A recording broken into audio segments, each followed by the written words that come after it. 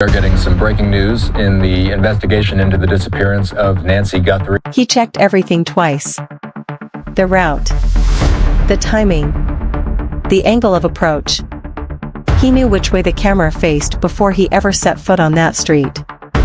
He had been there before, in the dark, mapping it. Running through it in his head until the movement stopped feeling like decisions and started feeling like instinct. He accounted for the neighbors. The lighting. The neighborhood's rhythm at 1 a.m. He accounted for almost everything. He forgot about the ring. One frame. A single frame buried inside 6 seconds of infrared footage from a Nest doorbell camera mounted on a front porch in the Catalina Foothills neighborhood of Tucson, Arizona.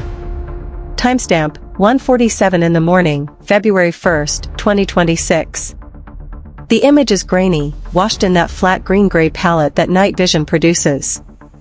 Most people watching the footage focused on the mask. The backpack.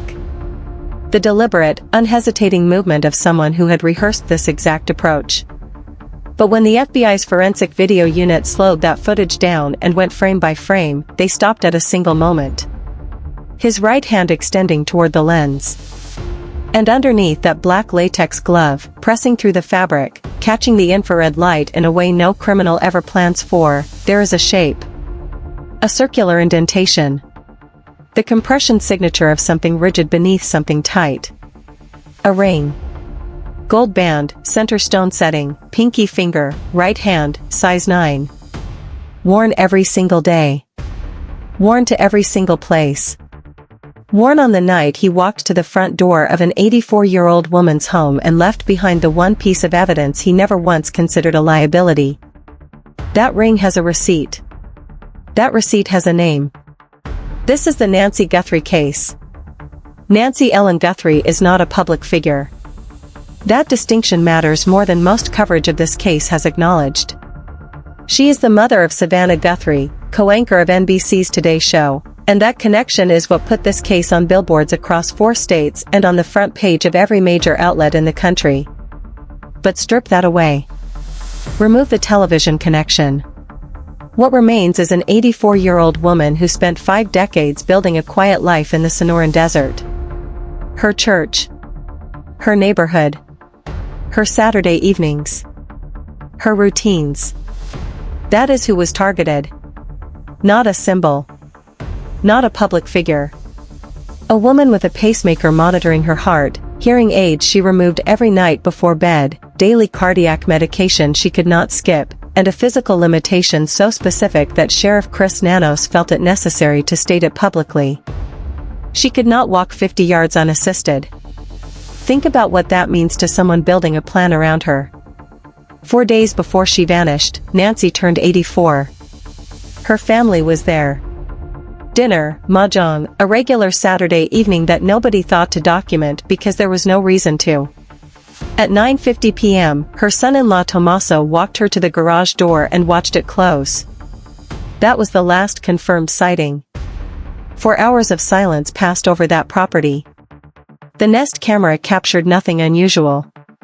Then at 1:47 a.m., a masked figure walked directly onto that porch. Not crept. Not hesitated. Walked. Behavioral analysts reviewing the footage used a specific phrase to describe it: targeted ownership behavior. He moved through that space the way you move through a place you have already memorized. He had been there before. A prior visit, confirmed by Fox News Digital through a source familiar with the investigation, captured on that same camera on an earlier date. Same mask, same porch, different night. He came the first time to map it. He came the second time to execute. And the footage from that second visit, the operational night, documented 41 minutes of activity before the camera went dark. The Nest backend cloud system continued registering motion at that address until 2:12 a.m. even after the lens was physically blocked. Nancy's pacemaker, syncing continuously with her Apple devices, stopped syncing at 2:28 a.m. 41 minutes. In and out before a single exterior camera captured anything usable. When deputies arrived the following morning, her phone was on the counter. Car keys on the hook. Cardiac medication untouched. hearing aids charging on the nightstand exactly where she placed them every night. She did not leave. She was removed. He took the Nest camera off the porch on his way out, believing he had taken the footage with it. He did not know the footage was never stored only on the device. The FBI worked directly with Google to pull every frame from backend servers. Even without an active cloud subscription on Nancy's account, Google recovered it all, including frame 47. The ring he never once thought about was sitting in recovered footage within days of the abduction, waiting. Now here is what makes this evidence thread different from every other lead this investigation has pursued. A black glove recovered 2 miles from the property appeared to match what the suspect was wearing. DNA was extracted. The result came back with no match in any federal database. It belonged to a restaurant worker who had simply lost it. 3 individuals were detained across the investigation's early weeks. 3 were released. 0 charges. A vehicle belonging to Nancy's daughter and son-in-law was seized, held for 26 days, and returned. A fraudulent ransom demand arrived, was investigated, an arrest was made, and the individual had no genuine connection to the actual case. Every thread that collapsed did so because it depended on something that could not be independently verified. A database match that did not exist. A face that a mask had hidden. A name that cash transactions do not always leave behind.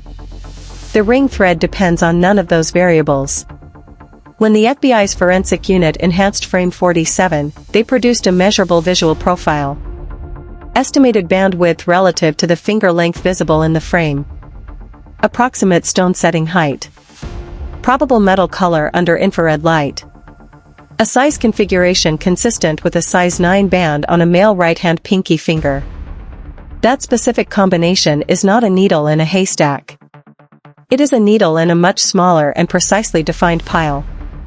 Federal agents walked into 43 jewelry retail establishments in the Tucson metropolitan area carrying a printed still from that frame and asked one question. "Does this look like anything you have sold?" One store said yes. A transaction record exists. A driver's license was scanned at point of sale. A card was charged.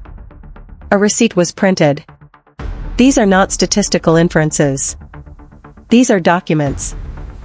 And documents, properly subpoenaed, properly authenticated with an unbroken chain of custody, are what prosecutors hold in front of juries and call by a specific name. Proof. The Jewelers Security Alliance confirmed how seriously the industry is taking this lead by offering a $10,000 reward specifically tied to information connected to the ring visible in frame 47.